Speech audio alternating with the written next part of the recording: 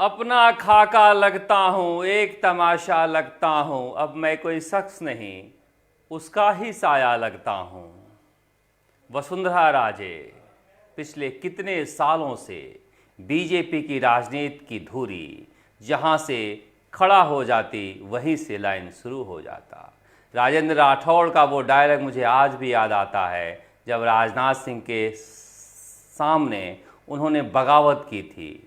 राजेंद्र राठौड़ ने बंगले के बाहर कहा था, तेरह Civil Lines, Vasundhara is BJP, BJP is Vasundhara.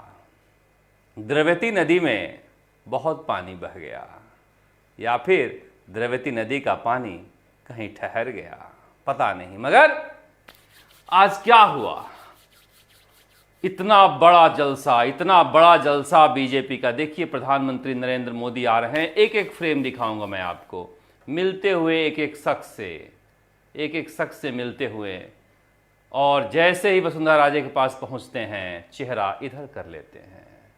Rajendra Rathore की तरफ भी नहीं देख पाए क्योंकि बीच में वसुंधरा राजे आ गई, और वसुंधरा राजे का चेहरा देखिए आप, फक पड़ा हुआ चेहरा। बड़ी मुश्किल होता है। उन्होंने प्रणाम भी किया ऐसे, मगर प्रधानमंत्री नरेंद्र मोदी से निगाह नहीं मिली, और उसके बाद वो बात करने की कोशिश कर रही हैं राजेंद्र राठौड़ से। माला आता है प्रधानमंत्री नरेंद्र मोदी को पहनाने के लिए, माला को छूने की कोशिश करती हैं वो, और बगल में खड़ी हो जाती हैं। प्रधानमंत्री झुककर नमस्कार करते हैं, और आगे सारे नेता आ जाते हैं। फिर बैठ जाती हैं वसुंधरा राजे। एक एक फ्रेम को मैं कहूँ क्लोज करके दिखाते रहें, एक एक फ्रेम को आप देखते रहिए, क्योंकि इस फ्रेम के बाद मैं राजस्थान की सियासत आपको समझाऊंगा कहाँ जा रही है। वसुंधरा राजे को बैठाया जरूर गया था प्रधानमंत्री नरेंद्र मोदी के बगल में, क्योंकि इस जगह के अलावा कोई और जगह हो नहीं सकती थी वसुंधरा राजे के लिए। कद्दावर नेता हैं, मगर बार बार महिला शक्ति, महिलाओं द्वारा सम्मान किया जा रहा था, तब भी वसुंधरा राजे नेपथ्य में थी। महिला होने के नाते भी फ्रंट पर नहीं आ रही थी, क्योंकि देखिए पहला अनुभव जो होता है, प्रधानमंत्री नरेंद्र मोदी एंट्री करते हैं और सबको नमस्कार करते हुए जाते। देखिए सीपी जोशी से बात करते हुए नजर आ रहे हैं, और वसुंधरा राजे का चेहरा देखिए आप, कितना मुश्किल होता है ऐसे समय में दिल लगाना। काश इतना नजदीक बैठे थे, कोई बात हो जाती, मगर रहीमन धागा प्रेम का, कहीं कुछ टूट गया है, कहीं कुछ छूट गया है, जिसकी वजह से एक बार भी बातचीत नहीं हो पाई। घंटों बैठे रहे और बात ना हो पाए, तो फिर ये माजरा गंभीर है। राजेंद्र राठौड़ से बातचीत करते हुए नजर आए प्रधानमंत्री नरेंद्र मोदी, और बीच में वसुंधरा राजे बैठी नजर आई। मगर कितना मुश्किल होता है आप सोचिए जरा। एक एक फ्रेम को देखकर ऐसा लग रहा था जैसे वसुंधरा राजे अपना ही खाका बनकर रह गई हैं, स्टेज पर एक तमाशा बनकर रह गई हैं। मगर इसके अलावा कुछ वसुंधरा राजे के पास विकल्प भी नहीं है। ये लगातार 10वीं सभा थी प्रधानमंत्री नरेंद्र मोदी की, जिसमें वसुंधरा राजे का भाषण नहीं हुआ। वसुंधरा राजे का भाषण नहीं हुआ कोई नई बात नहीं है, क्योंकि प्रदेश अध्यक्ष सीपी जोशी बोले, उसके बाद प्रधानमंत्री नरेंद्र मोदी बोले। ये कहा जा सकता है कि पहले भी भाषण नहीं हुआ था, आज भी भाषण नहीं हुआ, इसमें नई बात क्या है। मगर जो नई बात रही कि एक बार नजरें भी नहीं मिली, नजरों से यूं उतर जाना, क्या बीजेपी की राजनीति में वसुंधरा राजे के लिए पूरी तरह से द एंड है, फुल स्टॉप है? मैं नहीं कहता, क्योंकि राजनीति में कौन कब कहां क्या हो जाए पता नहीं चलता। पीवी नरसिम्हा राव जब रिटायरमेंट जा रहे थे तो प्रधानमंत्री बन गए, मगर कैसे पत्थर बने हुए हैं ये चेहरे, एक भाव नहीं है। ऐसा नहीं है कि प्रधानमंत्री नरेंद्र मोदी ने वहां बातचीत नहीं की, स्टेज पर खूब बातचीत की है। ये तो कुछ एक क्षण है जो मैंने अपने कैमरे में कैद किया है, और बार बार लोगों का अभिवादन भी वो कर रहे थे। देखिए, फिर से देखिए, कैसे आते हैं, और जैसे ही यहां तक आने का वक्त होता है, ये जाने का है। देखिए, जाने का है। वसुंधरा राजे पहले धक्का देकर बाहर आ जाती थी, इस बार सकुचाई रही। प्रधानमंत्री नरेंद्र मोदी के पास भी नहीं आई, क्योंकि इतने देर के बैठने में डॉक्टर किरोड़ीलाल मीणा से मिलते हैं प्रधानमंत्री नरेंद्र मोदी, और यहीं से निकल जाते हैं जहां वसुंधरा राजे खड़ी थीं, और वसुंधरा राजे वहीं खड़ी रह जाती हैं। क्योंकि एक लाइन है ना कि अमीरी की कब्र पर जन्मी हुई गरीबी बहुत जहरीली होती है। कैसे अकेले खड़ी हैं, कैसे अकेले खड़ी हैं, और सारा का सारा लवाजमा चला गया।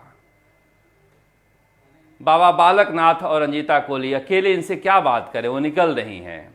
अशोक परनामी आते हैं, अशोक परनामी के साथ वो नीचे स्टेज पर जा रही हैं। बहुत मुश्किल होता है। ये फ्रेम वाइज मैं आपको दिखा रहा था कि और सभाओं में कम से कम एक आध बार नजरें तो मिलती थी, इस बार तो बिल्कुल ही नजर नहीं मिली। माजरा क्या है, माजरा क्या है, ये दृश्य मैं आपको इसलिए दिखा रहा था कि ये देखिए किस तरह से भीड़ आई थी। भीड़ के लिहाज से सीपी जोशी ने आज झंडे गाड़ दिए बीजेपी की राजनीति में, और राजेंद्र राठौड़ ने अपनी कुशलता से प्रधानमंत्री नरेंद्र मोदी की सभा को सफल कर दिया। तो क्या सतीश पूनिया, सीपी जोशी, राजेंद्र राठौड़ और केंद्रीय मंत्री अर्जुन राम मेघवाल और गजेंद्र सिंह शेखावत, ये सारे लोग मिलकर वसुंधरा राजे का कोई विकल्प बन रहे हैं, या फिर पार्टी इन्हें इस्तेमाल कर रही है कि आप बीजेपी के कार्यकर्ताओं के बीच जाओ और कहो कि पार्टी पहले है। आज प्रधानमंत्री नरेंद्र मोदी ने सबसे पहले दीनदयाल उपाध्याय का नारा लगवाया। क्यों? क्योंकि वो जानते हैं कि राजस्थान में पार्टी को बांध कर रखना है, और वसुंधरा राजे के बिना अगर राजनीति करनी है तो ये बताना पड़ेगा कि कमल का फूल के अलावा हमारे पास कोई चेहरा नहीं है, कोई कैंडिडेट नहीं है। साफ साफ शब्दों में आज प्रधानमंत्री नरेंद्र मोदी ने कह दिया कि मेरे अंगने में तुम्हारा क्या काम है। मुझे आज भी याद है, सिटी पैलेस में खाना था दिया कुमारी के यहाँ, और अगले दिन स्वराज संकल्प यात्रा निकलने वाली थी। हमने पूछा था वसुंधरा राजे से कि क्या गुजरात के मुख्यमंत्री नरेंद्र मोदी आएंगे। उन्होंने कहा था कि अभी तो देखते हैं, और फिर प्रोग्राम चला था टीवी चैनल पर, मेरे अंगने में तुम्हारा क्या काम है। उस रात गुजरात के तत्कालीन मुख्यमंत्री नरेंद्र मोदी का खासे नाराज हुए थे, और वसुंधरा राजे तब से मैं देख रहा हूं बहुत ज़्यादा कभी कंफर्टेबल नहीं रही। मगर सचिन पायलट के बगावत के बाद जिस तरह से विधायक विधानसभा में फोन बंद करके भागे, जिस समय हेलीकॉप्टर भेजा गया था विधायकों को गुजरात ले जाने के लिए, उस हेलीकॉप्टर में कोई बैठने नहीं आया, और जितनी छीछा लेदर हुई उसके बाद कहीं न कहीं वसुंधरा राजे के ऊपर इसकी तोहमत लगाया गया था। अब सच पता नहीं क्या है, मगर उसके बाद से रिश्ते सामान्य नहीं रहे। ये कुछ झलकियां हैं रैली की कि भीड़ किस तरह से जब जाने का रास्ता नहीं मिल रहा था तो महिलाएं थे, पुरुष थे, बुजुर्ग थे, ये नालों के जरिए जा रहे हैं। भीड़ के लिहाज से आज की रैली प्रधानमंत्री की अभूतपूर्व रैली थी। हालांकि भाषण बहुत ज़्यादा जोरदार नहीं था, मगर फिर भी लोग आखिरी तक जमे रहे, और जो उत्साह था वो देखने वाला था। अगर ये उत्साह है तो फिर प्रधानमंत्री नरेंद्र मोदी को वाकई में चेहरे की जरूरत नहीं है। स्टेज पे क्या हुआ और क्यों हुआ, इसे लेकर हम चर्चा कर रहे हैं। क्या हुआ तो मैंने आपको दिखा दिया, मगर क्यों हुआ और आगे क्या होगा इस पर भी बात करनी चाहिए। वसुंधरा राजे वहां से स्टेज से उतरी, मायूसी थी। कई उनके समर्थक हमारे साथ बैठे थे, वो प्रधानमंत्री नरेंद्र मोदी जब बोल रहे थे तभी उठकर चल दिए। मगर वसुंधरा राजे ने कहा कि निराश मत हो, अभी बहुत कुछ बाकी है। प्रधानमंत्री नरेंद्र मोदी से हम बात करेंगे और हम बीजेपी में रहकर मजबूती से लड़ाई लड़ेंगे। क्या वसुंधरा राजे को यात्रा पर निकलने जा रही हैं या फिर विधानसभा वाइज यात्राएं करेंगी? मैंने कहा था कि ये 2 दिनों से जो महिलाओं को जुटाकर जिस तरह से शक्ति प्रदर्शन बेवजह किया जा रहा है प्रधानमंत्री नरेंद्र मोदी की रैली से पहले, ये संदेश पार्टी तक ठीक नहीं पहुंच रहा है। मगर पता नहीं वसुंधरा राजे के सलाहकार कौन हो जाते हैं।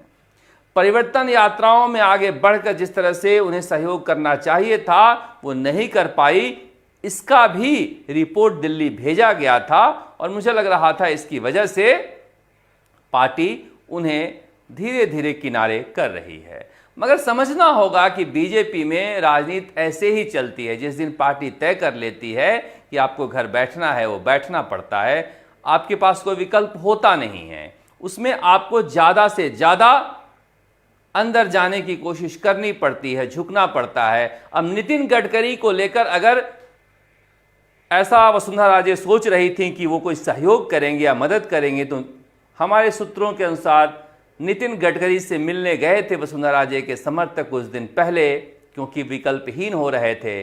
नितिन गडकरी ने 2 टूक कह दिया कि अब वो समय नहीं है, अब वो समय नहीं है कि पार्टी के खिलाफ सोचोगे, कुछ करोगे या जबरदस्ती पाओगे, पार्टी के साथ रहोगे तभी कुछ मिल पाएगा। इतनी खरी खरी सुनने के बाद वसुंधरा राजे ने कुछ नहीं बोला। वो नहीं थी, उनके समर्थक गए थे मिलने। आज भी जिस तरह से उनका चेहरा उदास था, निश्चित रूप से कहीं ना कहीं उनके समर्थकों में एक मायूसी है। लेकिन मैं ईमानदारी से बता दूं कि इस रैली में जितने भी लोगों से मिला, एक आधी ऐसे मिले जो कह रहे थे कि वसुंधरा राजे के बिना हम नहीं जीत पाएंगे। अगर रेशियो निकालें तो 100 और करीब करीब 98 का रेशियो था। इसमें 98 जो लोग आए थे वो कह रहे थे कि हम तो बीजेपी के कमल निशान और प्रधानमंत्री नरेंद्र मोदी के चेहरे पर वोट देंगे, और 2% लोग कह रहे थे कि वसुंधरा राजे को लाना चाहिए। मगर वो 2% ये नहीं कह रहे थे कि वसुंधरा राजे अगर नहीं आएगी तो हम बीजेपी को वोट नहीं देंगे। और यही संकट है वसुंधरा राजे के लिए, क्योंकि उनके पास बैगेज के रूप में उनके बेटे हैं दुष्यंत सिंह। हालांकि वो परिवर्तन यात्रा में मेहनत करते हुए नजर आए थे, मगर मुझे लग रहा है कि वसुंधरा राजे को पार्टी से अलग हटकर, अपने कार्यक्रम छोड़कर, जिस तरह से कल आई थी कोर कमेटी की बैठक में हिस्सा लेने, इस तरह के बैठकों में ज़्यादा से ज़्यादा हिस्सा लेना चाहिए, क्योंकि आगे का रास्ता वही है। अब कुछ लोग कह रहे हैं कि बड़ी प्लानिंग है। अगर ये बड़ी प्लानिंग कोई है तो मुझे लग रहा है कि इससे बुरी प्लानिंग भी कोई नहीं हो सकती है, क्योंकि बीजेपी का कैडर उतना ही बटेगा जितना उमा भारती ने पार्टी बनाई थी तो बटा था, और कोई ज़्यादा सेहत पर फर्क पड़ेगा नहीं। इसलिए मुझे लग रहा है कि वसुंधरा राजे ऐसा कुछ करेंगे भी नहीं, जैसा कि कांग्रेस के नेताओं को लगता है कुछ करेंगी। अब ये बात जरूर कही जा रही है कि जिस तरह से सचिन पायलट ने अशोक गहलोत के लोगों को टिकट लेने से रोका था और अशोक गहलोत ने निर्दलीय खड़ा कर खेल बिगाड़ दिया, तो हो सकता है कि टिकटों में अगर वसुंधरा राजे के समर्थकों के ना चलें तो वो खड़ा करके खेल बिगाड़ सकती हैं। मगर वहां भी कांग्रेस के बारे में बार बार कहता हूं कि वो लीडर्स प्राइवेट लिमिटेड पार्टी है और ये कोऑपरेटिव स्ट्रक्चर की पार्टी है, जहां पर बोर्ड ऑफ डायरेक्टर बदलते रहते हैं। तो इसीलिए मैं कह रहा हूं कि मुझे आज भी याद है राजपाल सिंह शेखावत और प्रताप सिंह खाचरियावास टिकट के लिए किस तरह से लड़े हुए थे, और बीच में बीरू सिंह राठौड़ को टिकट दे दिया गया और स्कूटर पर घूमते घूमते चुनाव जीत गए। गिरधारी लाल भार्गव अगर जिंदा रहते तो वही जीतते रहते। ऐसा कोई महान पर्सनालिटी नहीं थी उनकी कि जयपुर के लोग उन्हें टूट कर चाहते थे, मगर पार्टी का एक कैडर होता है और डिसिप्लिन होता है जिसके साथ पार्टी चली जाती है। और ये बात जितना जल्दी समझ जाए वसुंधरा राजे, मुझे लगता है कि उनके लिए भी और उनके समर्थकों के लिए भी यही बेहतर होगा। मगर फिर भी आज मैं कह रहा हूं कि सीपी जोशी ने आज मैदान मार लिया है। आज जिस तरह से भीड़ आई है, बारात में घोड़ी दूल्हा ही चढ़ता है और शादी उसी की होती है। बाराती तो बहुत लोग आते हैं और शादी कराने में बहुत सारी भूमिकाएं होती हैं लोगों की, मगर सीपी जोशी ने आज इस तरह से जलसा किया है और ये संगठन की भीड़ थी। देख रहे हैं बाहर कितनी बड़ी संख्या में भीड़ लोग लगाए हुए हैं। इतनी ज्यादा भीड़ हो गई थी कि आखिर में इस कड़ी धूप में लोगों को लौटकर जाना पड़ा। प्रधानमंत्री नरेंद्र मोदी को कहना पड़ा कि जितनी भीड़ अंदर है उतनी भीड़ बाहर है। ये सड़कों पर जिस तरह से रेला लगा हुआ था ये अद्भुत था। जहां से वक्त मिलता था पुलिस बैरिकेडिंग खोलती थी, लोग भागते थे और नेताओं को बार बार कहना पड़ता था कि आप लोग बैरिकेडिंग लगाकर जगह जगह रोकिए मत। इस तरह से ये जो हुजूम था चारों तरफ, डोम यहां है और यहां से लोग भागे दौड़े जा रहे हैं। तो मुझे लग रहा है कि ये दृश्य जो है बीजेपी को उत्साहित करेगी, मगर फिर भी मुख्यमंत्री अशोक गहलोत कोशिश करेंगे। ये देखिए ये वो जो रिंग रोड है, रिंग रोड पर इतनी बड़ी संख्या में लोग खड़े थे, ये उसका दृश्य के लिहाज से आज बीजेपी ने झंडे गाड़ दिए हैं और प्रधानमंत्री नरेंद्र मोदी ने संदेश दे दिया है, कमल का फूल चेहरा है, वही चिन्ह है, इसके अलावा कुछ भी नहीं। मुख्यमंत्री कौन बनेगा? दुल्हन वही जो पिया मन भाए। जितने मुख्यमंत्री के दावेदार हैं वो मुख्यमंत्री बनेंगे या ना बनेंगे पता नहीं। जिसे संसदीय बोर्ड और प्रधानमंत्री नरेंद्र मोदी चाहेंगे वही मुख्यमंत्री बनेगा। अगर बीजेपी आती है, अभी कहना जल्दीबाजी होगा, मगर आचार संहिता से पहले बड़ा जलसा करके प्रधानमंत्री नरेंद्र मोदी ने पार्टी के अंदर भी और पार्टी के बाहर भी दोनों जगह साफ साफ संदेश दे दिया है कि कैसे काम करना है और कहां काम करना है। राजस्थान की राजनीति कैसे घूम रही है, कहां घूम रही है, किधर जा रही है? वसुंधरा राजे क्या वाकई यात्रा पर निकलेंगी तो आज की सभा के बाद कौन कौन होगा उनके साथ? क्या जो बीजेपी के बागी होंगे उन्हें वसुंधरा राजे मदद करेंगी? बीजेपी की बगावत को क्या हवा देंगी? पता नहीं, कुछ भी नहीं कहा जा सकता है। और अभी भी मैं कह रहा हूं कि वसुंधरा राजे के लिए बहुत देरी नहीं हुई है। राजनीति में कब किसका क्या हो जाए पता नहीं चलता। एक लम्हा सदियों के बराबर होता है और सदियां एक लम्हे के बराबर हो जाया करती हैं। आप देखते राजस्थान तक। नमस्कार, जयपुर से शरद कुमार।